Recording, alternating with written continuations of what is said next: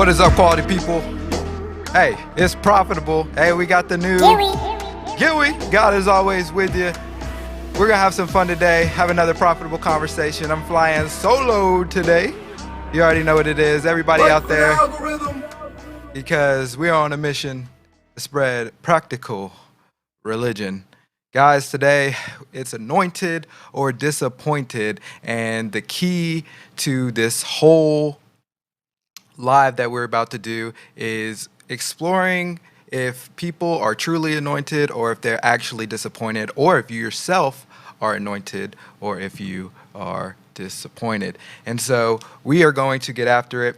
Let's acknowledge some of the quality people in the building, if we even have any quality people here. I know we're doing this at an odd time. So we have Kenya McIntosh saying, like for the algorithm. That's right. She is not Giwu. Giwu. That's not what that means. It's Giwi. Giwi means God is always with you. And yeah, I'm excited. All right. So you saw the title, Anointed versus Disappointed, or Disappointed. And we're going to be going over something. The first thing that I want to get into today is the gospel. So I'm going on an interesting journey where I am exploring I'm reading all the books of the gospel because I'm trying to get back to the heart of our faith, of my faith, of what I proclaim to believe in. And so my first thing is, if Christ is our goal and the authority, we must continually grow in our understanding of Jesus who embodied Christ. And so over the next 30 days, I'll be reading through all the Gospels so I can get a fuller understanding of who Christ is so that I then can embody more of who he is. He becomes more of me. And that way, when I'm looking through the Bible, I can see, okay, this is how this all leads into Christ. This is of Christ. This is what God is striving us to do. Or this person is, in error in this way, whether it's somebody you're reading in the Old Testament, because the prophets were great, but the prophets weren't the Messiah. The prophets didn't have the title of Christ. And we're going to get into the title. And we're going to get into just about like your favorite preachers, teachers, whether they're actually anointed or whether they're disappointed, and what that means for you as a believer and your walk with Christ. Second thing I got as it refers to the gospel is Word became flesh, showed us how to conquer human nature. And I think that is a big win for us. In John 1, it talks about the Word becoming flesh so that we can conquer human nature. It's the way to the Father. It's the way to God, to explore the mind of God. And we conquer human flesh, and that is expressed with like the fruits of the Spirit, is expressed in love, is expressed in self-control, is expressed in our discipline and how we do things and whether we're disciplined in the right areas. And it also is expressed by our ambition to strive for excellence. And so a lot of people will think, oh, I'm a Christian, Jesus got it figured out, I just sit back and just reap the benefits of heaven. And it's like, no, heaven is this great thing, and none of us are sanctified fully to actually even experience that heaven in a sense. I'm not saying that if you don't have faith that you won't go to heaven, but to experience, like the kingdom now, heaven on earth, it really requires that we are actively participating in becoming sanctified, and becoming more like the Word, becoming more like Jesus. And so we're going to get into our next topic, which is not the gospel. We just did the gospel. We're going to do the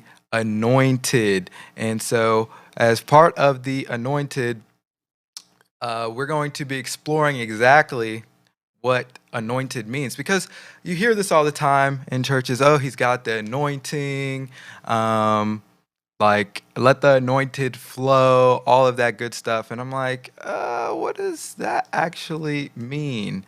Like, I thought anointed was like some extra spiritual thing, but here at Quality, we are all about practical religion. And so we are going to break down exactly what anointed means. And, but here's one of the important points. To be anointed is the most honorable title, and we must be vigilant in who we anoint. And that is a very important point because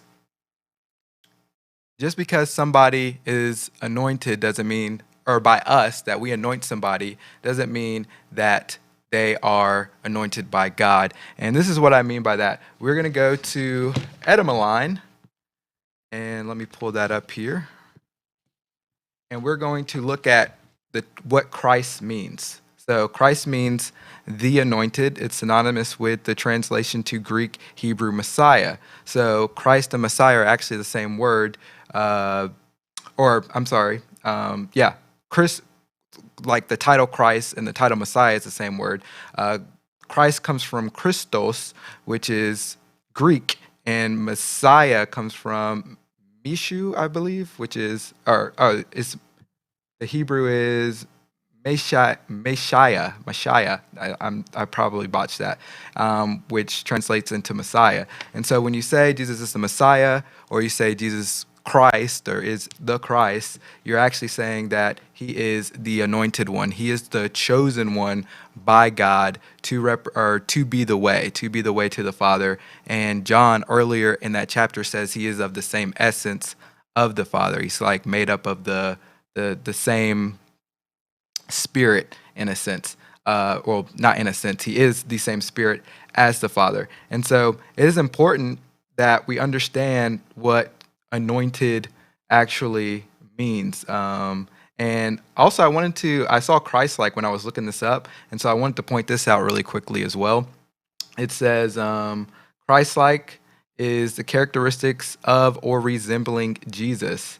And I think that is a really crucial thing to hone in on too, because when we say that we're trying to be Christ-like, that means we're actually trying to take on this embodiment of what the Messiah is supposed to be. We're being shaped more and more like Jesus to our very core. And so let's get back into our points here. My second point is to anoint someone means you are symbolizing this person and setting them apart or chosen to show the way of Christ. And so when we anoint people, pastors, whether it's like your pastor, whether it's just somebody else in ministry, whether it's a celebrity, whether it is, an athlete, when we are anointing people, then we are saying, hey, you are somebody that we are choosing because we believe that you are chosen by God to show us the way to God. And if they aren't resembling or chasing after Christ, then that is a bad leader. That is somebody that you don't want to be following as far as like your spiritual walk to explore God. And so that's why you see in like First Timothy or Second Timothy, one of the books of Timothy, where it gives the requirements for the elders. They were writing to say, hey, like if these people are supposed to be leading us in the way, in a Christ-like manner, then they ought to be of good character. They ought to have self-control. And in those days, it was very important for their leaders to be married because that was kind of a religious custom. In today's time, I'm not so sure that may still apply where the pastor of a church has to be married, but they still need to be of good character and they still need to be chasing after the word and be in the word as well. All right, let's get on to following Christ. And this is a fun one because let me get my stuff pulled up for this. This is a fun one because what does it actually mean to follow Christ? So we know that he is the anointed one, and we know how we should be following, our leaders in our time now. They should be resembling Christ. But how do us ourselves when we're not looking to people in our communities to follow? How do we just follow Christ in our, in our secret place when we're by ourselves? And that's what we're about to touch on right now. And so this is what I have come up with. So let me get to my next point. All right, following Christ here.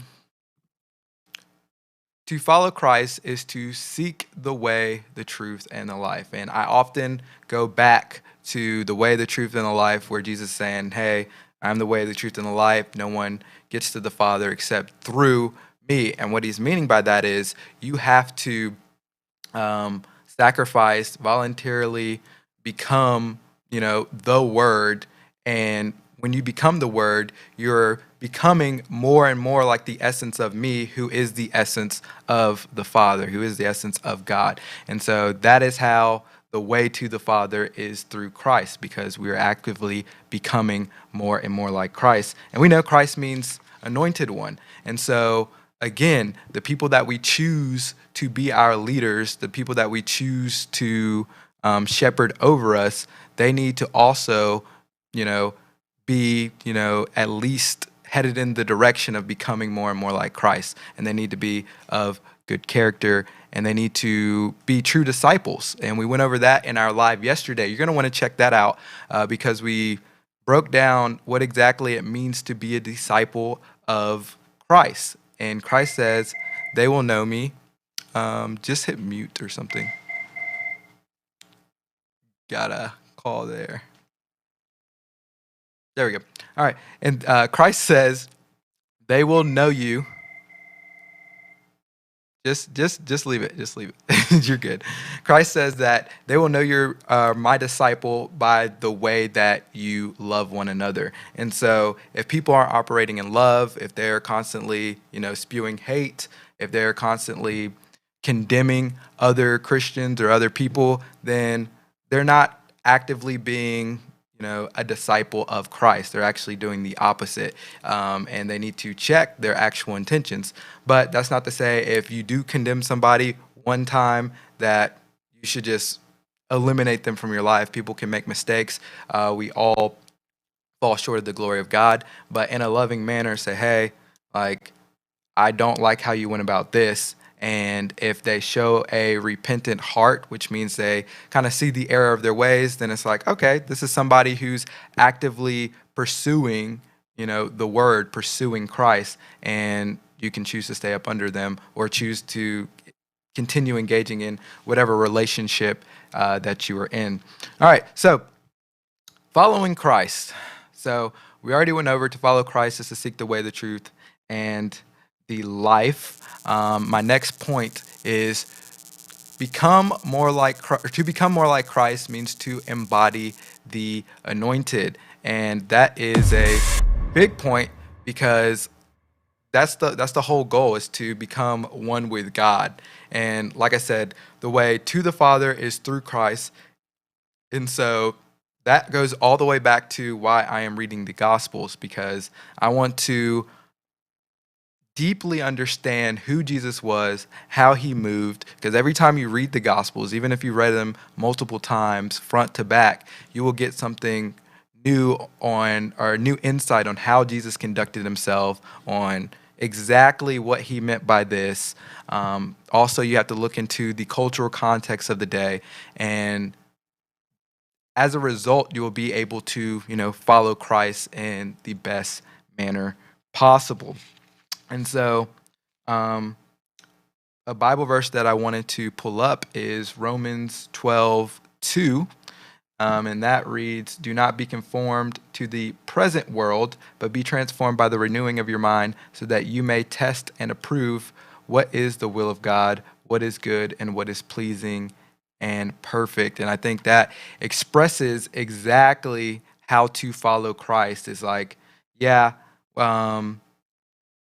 we have to become more like the anointed, and to do so, we have to renew our minds daily. We have to constantly, be in the Word. Again, that's why I'm reading the Gospels. over again to understand exactly how Christ moved so that we can follow him in the best way that we can. And so that goes from your reading every day, that goes from the people that you choose to associate with, whether it's your friends, even the family members that you associate with, and also the leadership that you submit yourself under as far as church or even work. That can extend to work in every other area of your life.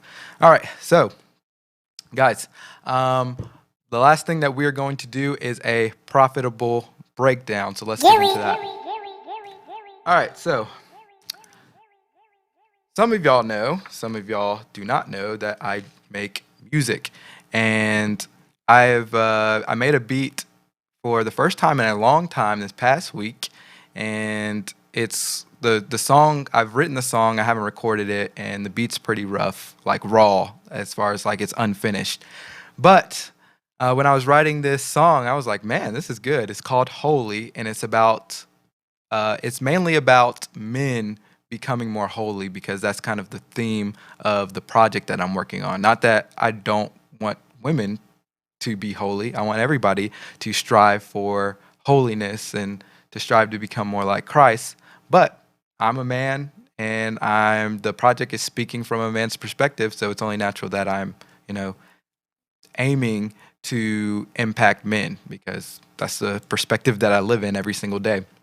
And so I had a couple of bars that I wanted to break down for you guys on today because I thought that they were good and they kind of tied into what we were talking about, whether it was anointed or whether it was, whether you're becoming anointed or becoming a disappointment. All right, so here is, let's break it down. So, all right, so the first one is you want signs and wonders. Instead of going through the process, God will bring the thunder because that woman's not an object. And so a lot of guys will say, man, like, why are you coming at guys? Shouldn't you hold women accountable? That's like a manosphere talking point, a red pill talking point. And it's like, I'm a dude. It's like, I'm gonna hold us accountable first. Not that women don't need to be held accountable, but if male leadership is good, then I think that a lot of times everything else will fall into place accordingly. But let's break down the first part. You want signs and wonders instead of going through the process. That is what a big theme of what we did last week. So if you haven't watched any of our videos from last week, whether it was the profitable conversations or any of the quality pods that we did, we really honed in on the difference in wanting signs and wonders, which is like the super spiritual sides of things, or just being so, consumed with knowing everything about God that you fall into these systematic ideologies, which is, again, you're not going to be able to explore the depths of God. So everybody kind of wants to have it all figured out instead of going through the process of continually exploring God to the fullest until, you perish from this earth. And then, so that's the first part of that verse. The second part is God will bring the thunder because that woman's not an object. And a lot of guys are going to be like, but I don't care. I don't care. Because God is with you. God is with me. So, but basically it's saying like God has put like the ways of God are set in place to where like if you treat things like objects, you are going to eventually reap what you sow. And so it's not even so much about treating women as objects, it's about treating anything as purely an object and not appreciating the beauty of the things in this world, whether they are objects or not. Just simply just using things just to use them, and not appreciating them, not being grateful for the things around you, I think is a big reason why our society is in a spiritual death and we're not spiritually alive and vibrant. And it's because we're not truly grateful for anything. We take a lot of things for granted. And so the second part of this verse is less about treating women as objects, which I think as men, a lot of um, our mindset is geared towards just treating women as objects. But we should be appreciating, everything, especially women, because those are the people that we have to walk together in partnership, hopefully, by getting married. And so that is that part of the verse. I have one more bar that I want to break down for you. And that bar is later on in this same verse. This is all from verse 1. It says, the Alpha Omega is the only one. Oh, it's like the Alpha Omega, the only one can save you. Word became flesh, showed us how to conquer human nature. And that wraps back to the beginning. Are you anointed or are you a disappointment? And you can truly see if you're anointed if you are actively following the word, following the logos, following Jesus, and actively working to conquer your human nature, because we are more than, this nature that we, or this reality that we see. I mean, there is a reality beyond our reality, and that is what we are trying to explore, looking through the lens of this reality. And that's what Jesus understood, that there was a lot more to this, because he was one with the Father. He was like, there's a lot more to this than what meets the eye, like literally. Y'all are so consumed by what you see, but there's a lot more to be discovered. There's a lot more wonders of the world. There's a lot more things, greater works to be done, and greater works have been done since Jesus. We've discovered a lot since his time, but he showed us the process of how to go about discovering this, and the mindset and the spirit that we should have as we go about these things, so that we don't corrupt the world. Because with all these new discoveries and these new things that we find, it could be used for good, but it could also be used for evil as well. Because you got to think, like AI, for example. AI is really cool, but it's also really scary, because in the wrong hands, it could be used for, very evil things. But it could also be used in a very positive manner when it comes to, helping human productivity. And so Jesus shows us the process of how to best utilize things. We should utilize it in love, in good faith, with kindness, with patience, with gentleness, and all the characteristics that he shows us and exemplifies through his word. And that, ladies and gentlemen, is a profitable conversation. Are you anointed or are you a disappointment? If you're a disappointment, hold up, there is hope. That hope is in Christ. So I hope that you listen to this my spill today, my conversation, and that you turn from your ways and you start following the ways of Christ, recognizing that he died so that we can live and we don't have to stay spiritually dead. So yeah, we will be right back. If you are in the live chat, I'll be answering your comments and your questions, and we are going to continue this conversation in just a second. There's a difference between loneliness and being alone. Oh, please tell us why you decided to, why is this your point? Like, what were you thinking? Yeah, so I was watching the video. It kind of brought me back to when I felt lonely. And there was a point where, I'll get into like my story a little bit later, but there was a point where I was like, okay, I'm on my walk with Jesus, I'm on my walk with God. I'm kind of studying like loneliness, being alone kind of thing. And I learned that loneliness is more of an emotion, whereas being alone is like your setting, it's where you are currently, like if you're like alone in your apartment or something. It's something that you're doing in the present. Yes. Yeah. So, and I learned like God works through you when you're alone. Like when you're alone, God has the opportunity to honestly do whatever because you have no distractions. You have nothing that can hinder that interaction right there. It's so like that's their secret place. Yes. Yeah. So that's my big takeaway is I think if people understood that there is beauty in being alone, but understand you have to be purposeful in that moment alone too. Amen to that. So you had a Bible verse as well. Yes. And it was Isaiah 41:10. Yeah. Fear not, for I am with you. Be not dismayed, for I am your God. I will strengthen you. I will help you. I will uphold you with my righteous right hand. And I chose that one because, I feel like it's the opposite of what loneliness feels like. Like you feel like you're, obviously alone. You feel like no one understands you. You feel like you're kind of weak. Right. And I think that Bible verse like the opposite. It's hopeful. It shows how having God in your life can turn those things around.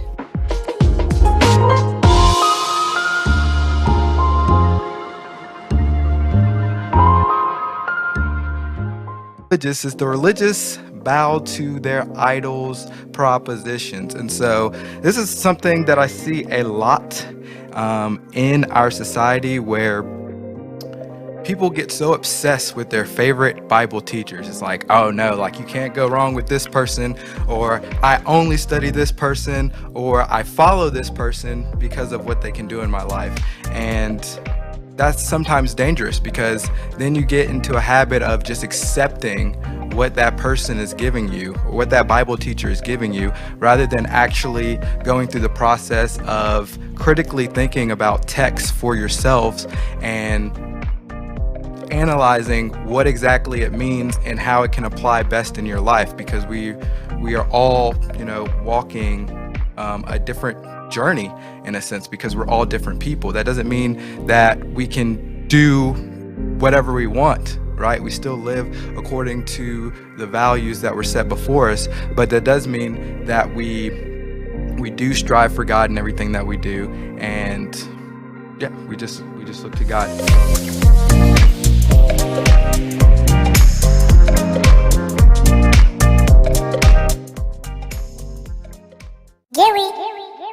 God is with you.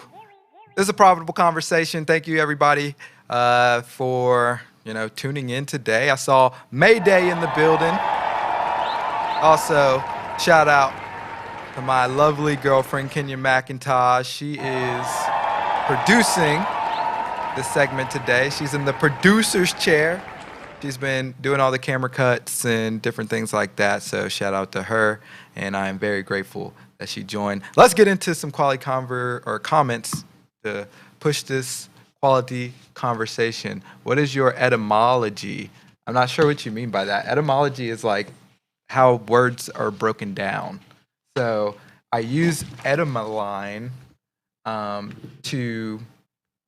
It's a really cool app. I'm sorry, we need to get into the mic. So hold on, let me see that. So I'm pulling up the definition of etymology really fast.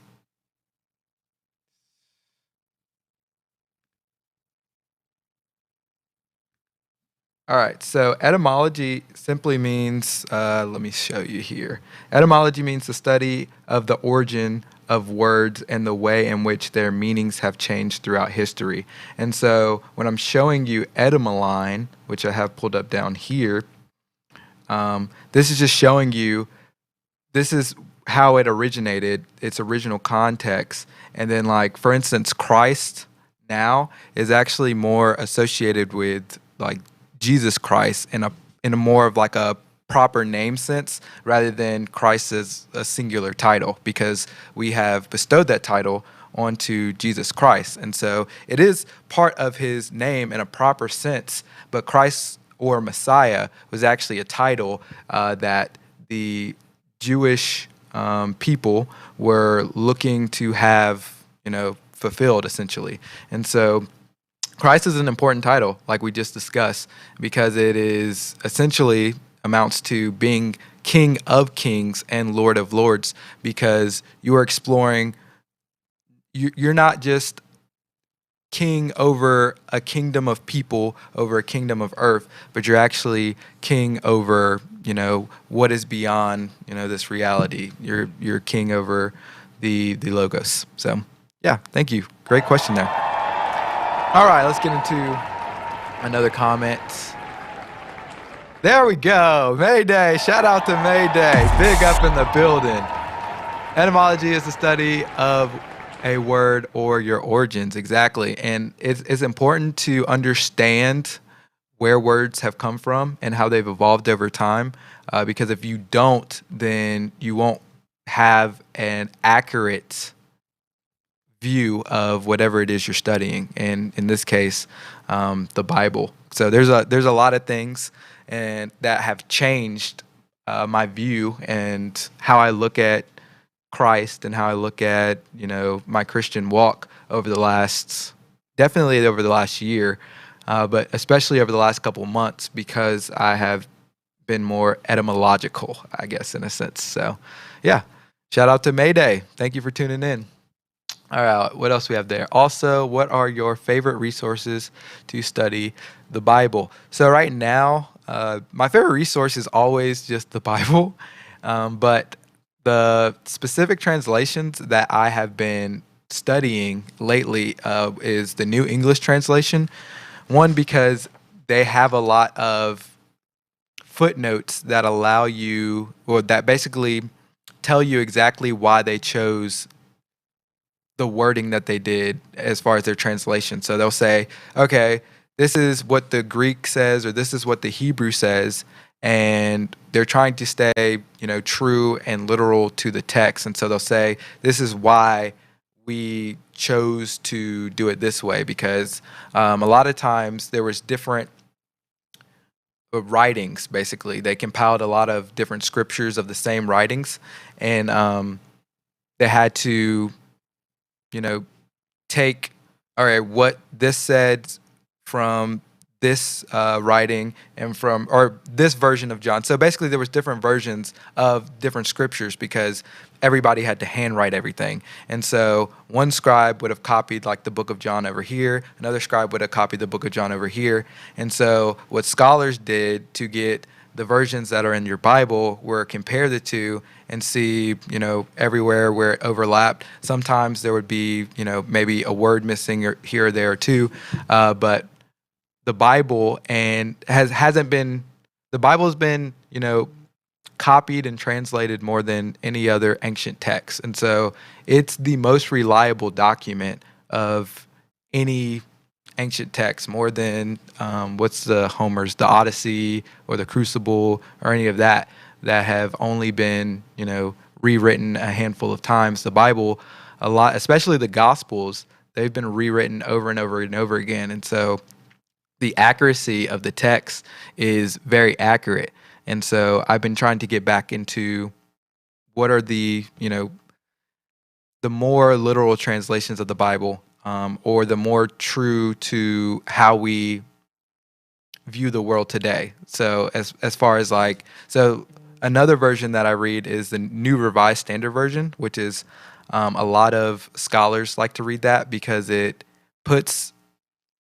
translates what the original text says into our modern language, rather than in a way that we can understand it in our cultural context, rather than it just being super literal and to where you might take something out of context because it meant something different to them back in the day.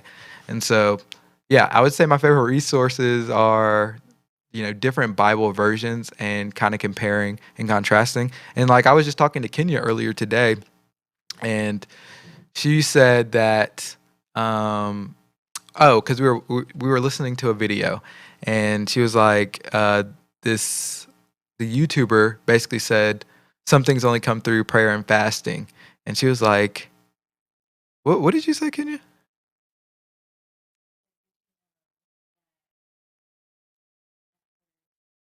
Oh yeah, she said, "Did you know that that verse only basically said prayer, essentially in what was it? In some other translation."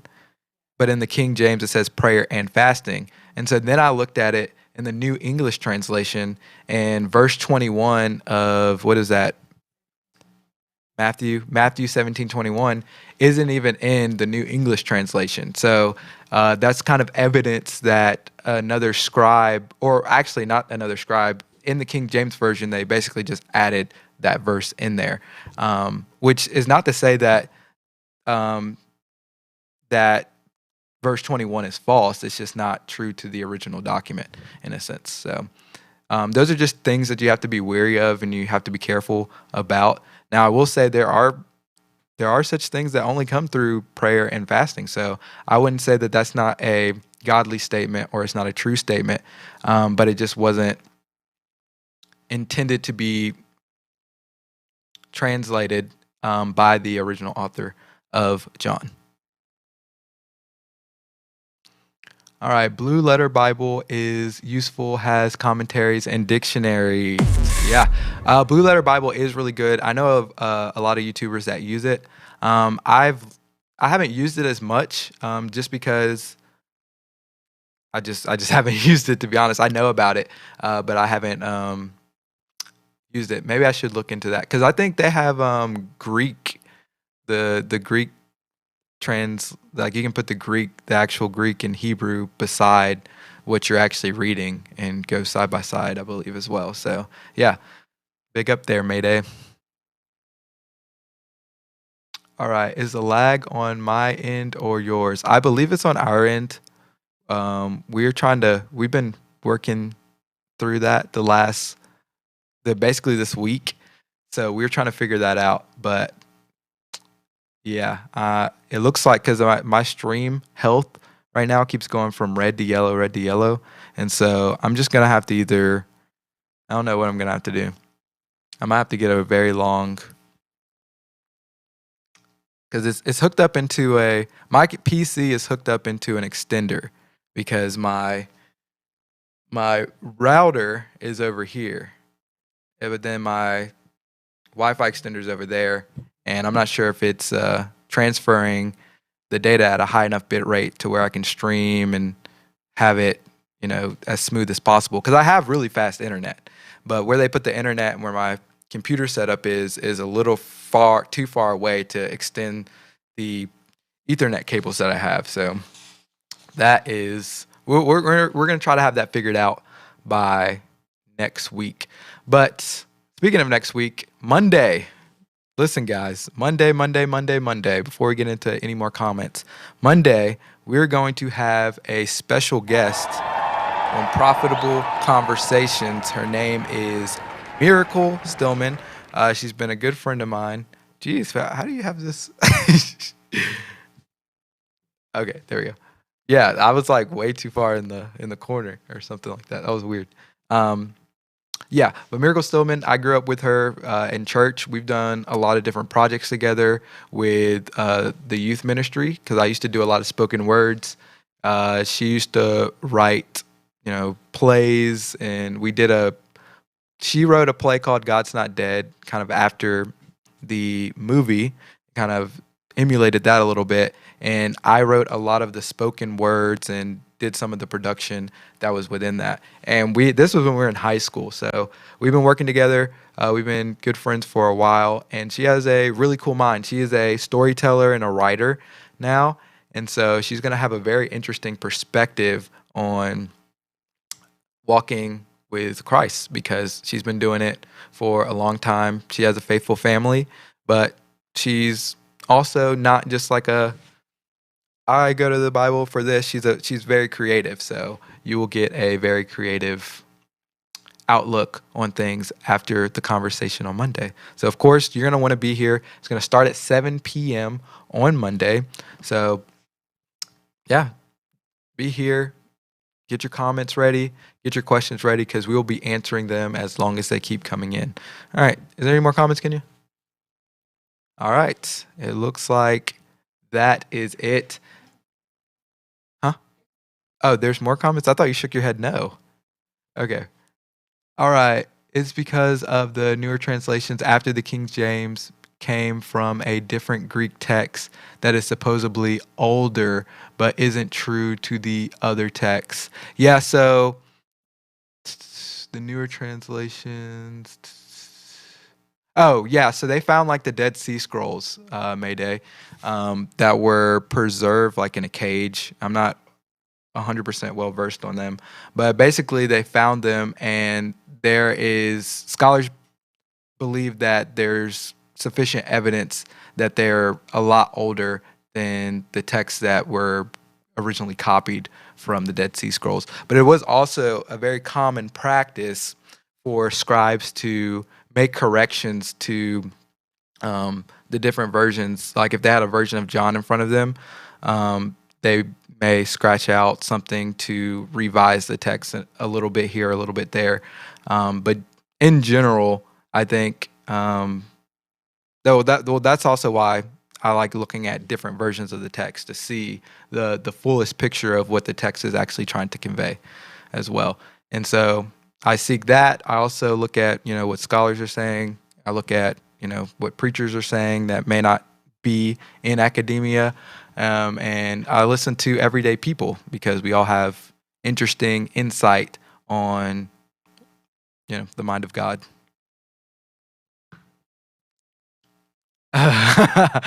Giawu?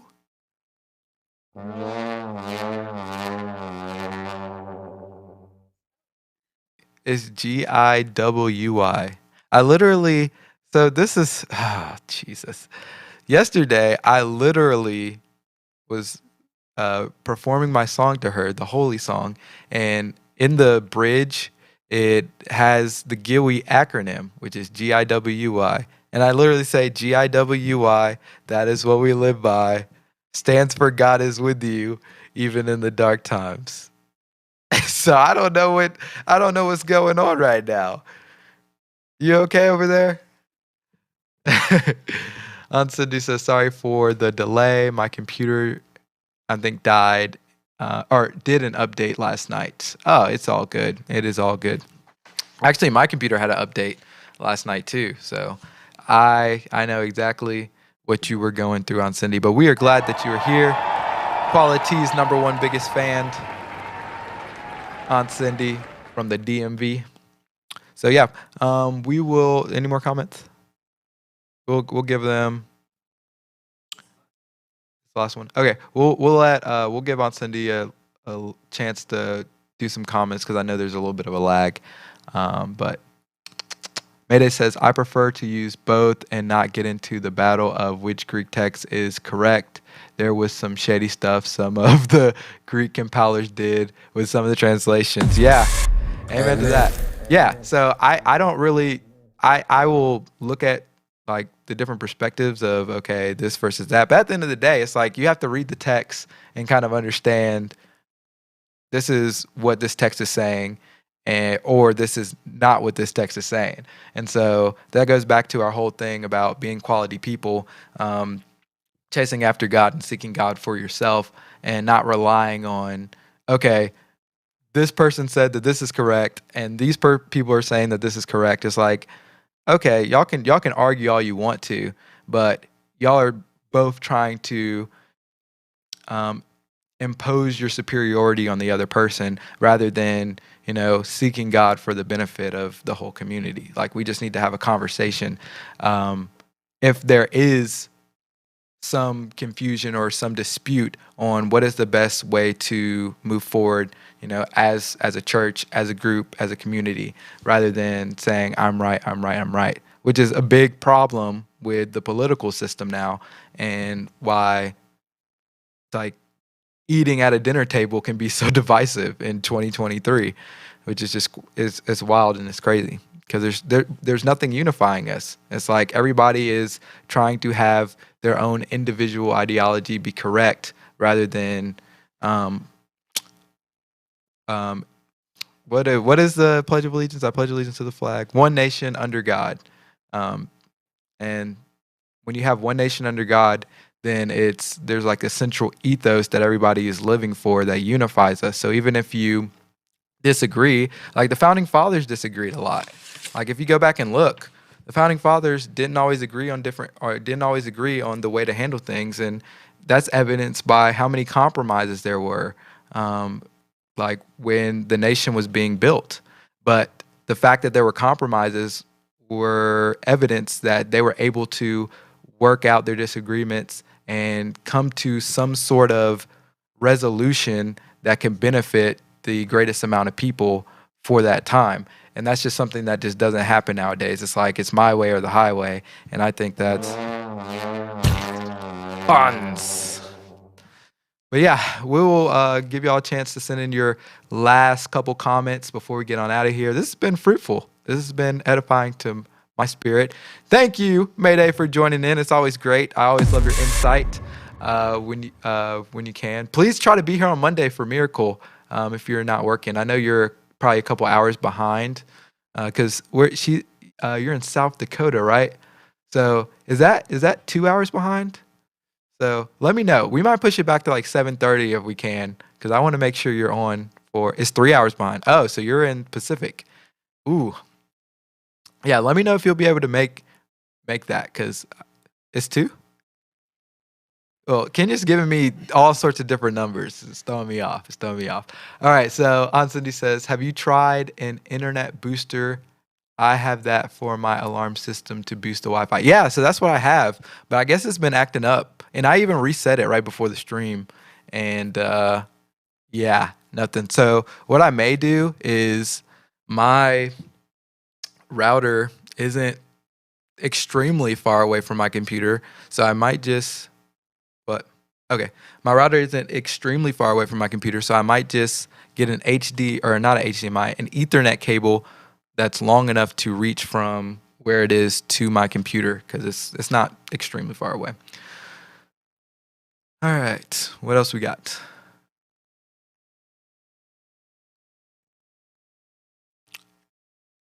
Gateway Bible has a lot of stuff online for resources. Yeah, so if you go back and look, we were using BibleGateway.com for our Bible verses. Yeah, so I even have the last thing up here on Cindy, one of the last verses that we did. Or no, this is a new verse, but yeah, that's what I use when we're not putting the Bible verses into the comments, because it's easy to just go to a different verse if I think of a different verse or whatnot. So yes, shout out to you on Cindy. Thank you for being here. This has been a lot of fun. Yeah, North Dakota is Central Standard Time Zone, 1 hour. Oh, it's only 1 hour. Okay. So, yes, please be here. So it'll be 6 p.m. your time, Michael, on Monday. We're going to have a special guest that I think that you will like, and I'm sure you'll have some good insight on some of the things that she says, whether you agree with some of the things she says or not. But we're going to have some profitable conversations and try to edify everybody who is joining us that day. So thank you guys for joining in. This has been a profitable conversation on the Quality Life YouTube channel. Again, we want to remind you we are posting videos every single day. And they're clips and segments of our lives that we produce Monday through Friday. So if you miss a day, you can always go back to our videos and watch the shorter versions of the live streams. But yeah, we will see you Monday at 7 p.m. for a special edition of Profitable Conversations, and then we will have a quality pod going on the rest of the week. And next week, we're starting the Faith and Beyond podcast with Kenya, so on Friday, and she will have a special live guest. So we have a big week for the Quality Life next week that you're not going to want to miss. But until then, make sure that you stay blessed, and we'll see you next week.